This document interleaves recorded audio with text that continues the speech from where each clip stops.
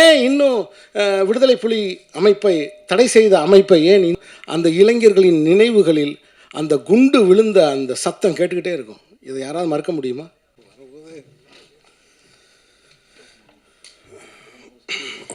அனைவருக்கும் என்னுடைய அன்பான வணக்கம். இதற்கு முன்பாக பேசும்பொழுது விக்கி அவர்கள் சொன்னார்கள், இந்த திரைப்படம் எல்லாவற்றையும் மறப்பதற்கு என்று குறிப்பிட்டார்கள்.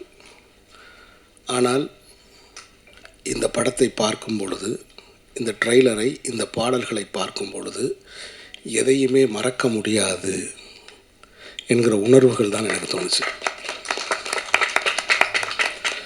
ஜன்னலிலிருந்து நீங்கள் பார்க்க வேண்டாம், எங்கள் வீட்டுக்குள் வந்து பாருங்கள் என்று தயாரிப்பாளர் அவர்கள் சொன்னார்கள். உங்கள் வீட்டில் அல்ல, உங்கள் மடியில் படுத்து இந்த கதையை கேட்பது போல இருக்கிறது. இதை பார்க்கும் பொழுது என்னோட கண்ணு அப்படியே ஒரு நிமிஷம் கலங்கிருச்சு. ஒரு ட்ரெய்லரை பார்த்து நான் கண் கலங்கியது இந்த அந்தோணி திரைப்படத்தை பார்த்தேன். நண்பர்களே, இந்த படத்தின் தயாரிப்பாளர் யார் எனக்கு தெரியாது. இசையமைப்பாளர் ஐயா இசைஞானி இளையராஜா அப்படின்னு மட்டும்தான் எனக்கு தெரியும். 2 இளைஞர்கள் என்னை தேடி வந்தாங்க.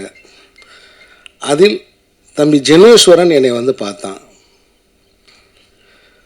தான் இலங்கையிலிருந்து இலங்கை மண்ணில் ஒரு படம் எடுத்திருக்கிறதாகவும், அந்த படத்துடைய ஆடியோ வெளியீட்டுக்கு நீங்கள் வரணும் அப்படின்னு என்கிட்ட கேட்டுக்கிட்டான்.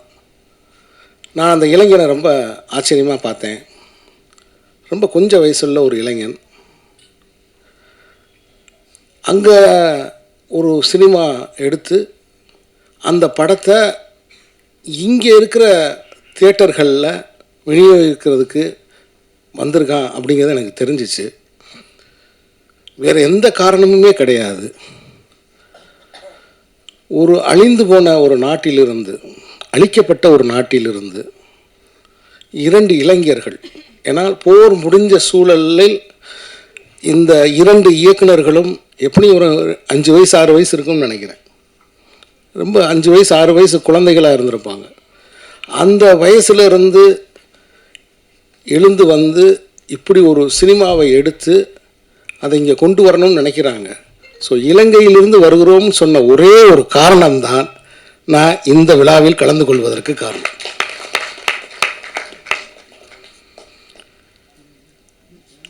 இசைஞானி இளையராஜா அவர்கள் இந்த படத்துக்கு இசை என்று சொன்னார்கள். எனக்கு என்னவோ அவர் ஆசீர்வாதம் பண்ணியிருக்காருன்னு நினைக்கிறேன். இசையமைச்சிருக்காருன்னு சொல்கிறத விட ஹி பிளஸ்டு அப்படின்னு தான் நான் சொல்லுவேன். அந்த பாட்டு, அந்த ட்ரெய்லருக்கு போடப்பட்ட அந்த பின்னணி இசை, அதை பார்க்கும்போது என்னோட உள்ளுணர்வு அதுதான் சொல்லுச்சு. ஒரு நாடு சிதிலமான பிறகு, சிதைஞ்ச பிறகு, அதுக்கு பிறகு அங்கே ஒரு வாழ்க்கை எப்பயுமே, நீங்கள் உலக நாடுகள் எந்த நாடுகள்லையும் எடுத்துக்கோங்க, போர் முடிந்த பிறகு அல்லது போர் முடிந்ததாக அறிவிக்கப்பட்ட பிறகு அந்த நாட்டில் வாழ்க்கை அப்படிங்கிறது எப்படி பார்த்தாலும் கேள்விக்குறி தான். அங்கே ஒரு தனியனோட இருப்பு அப்படிங்கிறது கேள்விக்குறி தான்.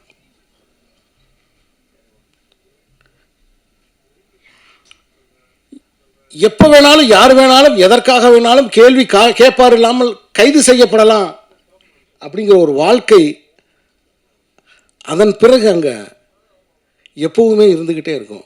ஒரு அச்சம் எப்போ வேணாலும் இருந்துக்கிட்டே இருக்கும். இந்த திரைப்படத்தை எடுத்த ஜெனோசனாக இருக்கட்டும், சூதரனாக இருக்கட்டும், அந்த இளைஞர்களின் நினைவுகளில் அந்த குண்டு விழுந்த அந்த சத்தம் கேட்டுக்கிட்டே இருக்கும். இதை யாராவது மறக்க முடியுமா? இதை யாராவது மறக்க முடியுமா? அப்போ உளவியல் ரீதியாகவும் பொருளாதார ரீதியாகவும் அதிகாரத்தின் பக்கம் இருந்தும் ஒரு அடக்குமுறையை சந்தித்து வருகிற ஜனங்களின் கலை வடிவமாக தான் இந்த அந்தோணியை நான் பார்க்குறேன். இந்த படத்து அந்தோணியை நான் நான் பார்க்குறேன்.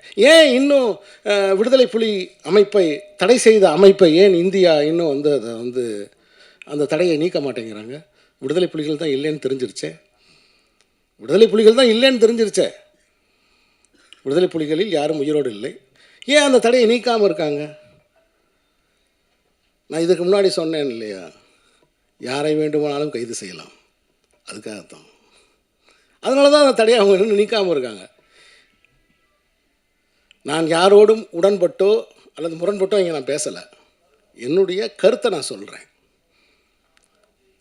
சமீபத்தில் பத்திரிகைகளில் நான் பார்த்தேன், இன்னும் அந்த வழக்கு நடந்து கொண்டிருக்கிறது, இன்னும் வந்து அந்த தடையை நீக்கம் பண்ணலன்னு. அது காரணம் அதுதான். நண்பர்களை, முதலில் இந்த படத்தில் பணியாற்றிய அந்த ஒளிப்பதிவாளருக்கு என்னுடைய மனப்பூர்வமான வாழ்த்துக்கள். அந்த கடலையும் அந்த அலையையும் அந்த வாழ்க்கையையும் அப்படி கண் முன்னாடி கொண்டு வந்து தத்ரூபமாக அதை கொண்டு வந்து வச்சுருக்கார். அதே மாதிரி இந்த படத்தில் நடிச்சிருக்கிற என்னுடைய அருமை நண்பர் வின்சென்ட். இனிமேல் வின்சென்ட், உங்கள் பேர் வந்து அந்தோணி வின்சென்ட்.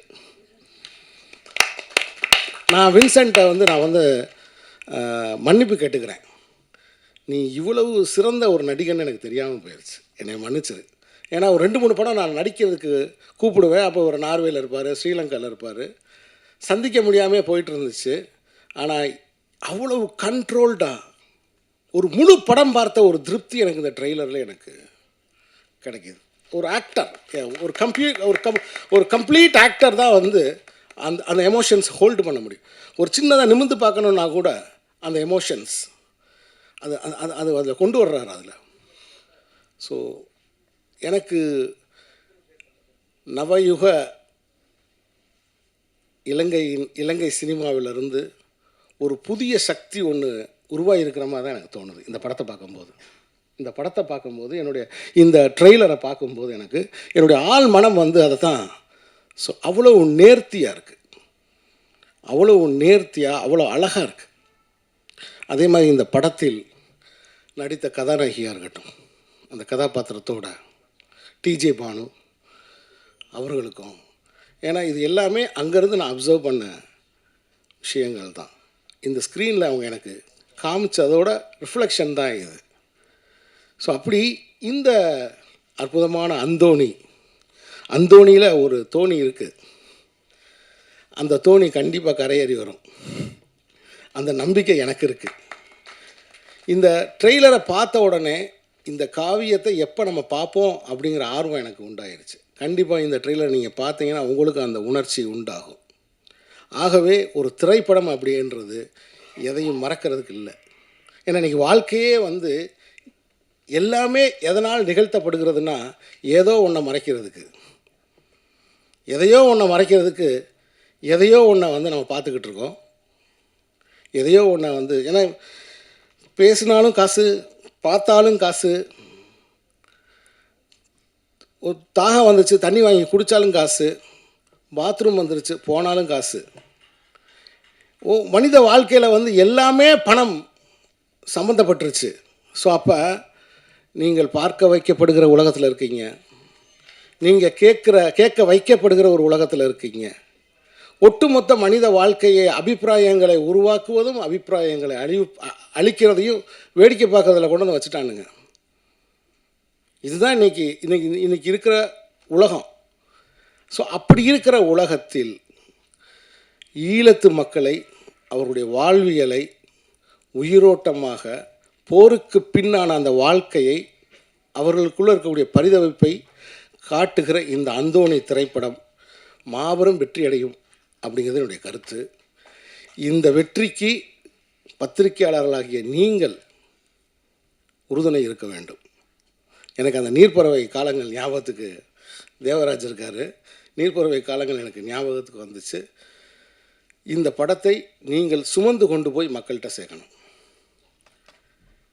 ஒவ்வொரு சிறிய படத்துக்கும் ஒரு எழுத்தாளனுக்கு பத்திரிகையாளர் தான் துணை, வேறு யாருமே கிடையாது. அந்த இளைஞர்கள் எடுத்த இந்த படத்தை, அந்தோணிங்கிற படத்தை மக்கள் மன்றத்துக்கு கொண்டு போய் சேர்க்கணும். இதோடைய தயாரிப்பாளருக்கு, அவர் பேர் என்ன சொன்னீங்க, ரமணன், தயாரிப்பாளர் ரமணன் அவர்களுக்கு என்னுடைய இதயபூர்வமான வாழ்த்துக்களை தெரிவித்துக் கொள்கிறேன். ஒரு தரமான படத்தை நீங்கள் எடுத்ததுக்கு. படத்தின் இசையமைப்பாளர்களுக்கு என்னுடைய இதயபூர்வமான வாழ்த்துக்கள். இப்படி ஒரு இசையை தந்ததுக்கு நன்றி. வணக்கம். Thank you sir, thank you, beautifully set. அடுத்தபடியாக சார் சொன்ன மாதிரி தான் ஒரு மன்னிக்கணும், எப்பயுமே எங்கள் அம்மாவை மறந்துட்டேன். அகிலா பாலுமகேந்திரன் அம்மா. நான் எதிர்பார்க்கவே இல்லை அம்மா இங்கே வருவா. நான் வீட்டுக்கு போய் பார்க்கணுன்னு நினச்சிட்டே இருந்தேன். ஏன்னா போன புத்தகம் நான் எழுதின அந்த தயைங்கிற புத்தகம் வந்து நான் அந்த அம்மா தயையில் நதி அழகி, நாதன் பதிப்பகம் வெளியிட்ட நதி அழகின்ற புத்தகத்தை அம்மாவுக்கு தான் நான் டெடிகேட் பண்ணியிருந்தேன். அகிலா பாலுமகேந்திரன் அம்மாவுக்கு. எப்படி சொல்கிறது, ஒரே வார்த்தையில் சொல்லணுன்னா, நான் மதுரையில் ஒரு அம்மாட்ட வளர்ந்துக்கிட்டு இருந்தேன். சென்னைக்கு வந்ததும் அந்த அம்மாட்ட வந்துட்டேன் நான். எனக்கு இன்னும் என் அடி வயிற்றில் வந்து அம்மா எனக்கு போட்ட சாப்பாடு சூடாக இருக்குது. அகிலா பாலுமகேந்திரன் அம்மா எனக்கு போட்ட சாப்பாடு இன்னும் என் அடி வயிற்றில் சூடாக இருக்குது. அம்மா இந்த விழாவுக்கு, ஏன்னா அம்மா வந்து யாழ்ப்பாணம், மட்டக்களப்பு, அம்மா வந்து மட்டக்களப்பு. ஸோ அம்மா வந்து இந்த வெளியீட்டு விழாவுக்கு வந்தது உண்மையில் எனக்கு அவங்களுக்கு பார்க்க கிடைச்சது எனக்கு ரொம்ப ரொம்ப சந்தோஷம். ஏன்னா நான் எடுக்கிற எல்லா படத்துக்கும் நான் அம்மாவை போட்டு காமிப்பேன். இப்போ எடுத்து வச்சுருக்கிற இடி முழக்கம் மட்டும் இன்னும் போட்டு காமிக்காமல் இருக்கேன். ஏன்னா அது வந்து அம்மாவோட கொள்கைகளுக்கு கொஞ்சம் எதிராக இருக்கும். ஏன்னா இப்போ இங்கே ஃபெஸ்டிவலுக்கே நம்ம படம் எடுத்தோம்னா லைஃப்பில் இருக்க ஃபெஸ்டிவல் எடுத்துருவாங்க போல தெரியுது. அதனால் வந்து அது கொஞ்சம் கமர்ஷியலான படம். அந்த படம் ஒரு 5 பாட்டு 5 சண்டை அப்படின்னு அது ஒரு மாதிரியான ஒரு படம். அது த்ரில்லர் படம் அது. அதனால் அதை இன்னும் கொஞ்சம் காமிக்காமல் நான் இருக்கேன். நன்றி.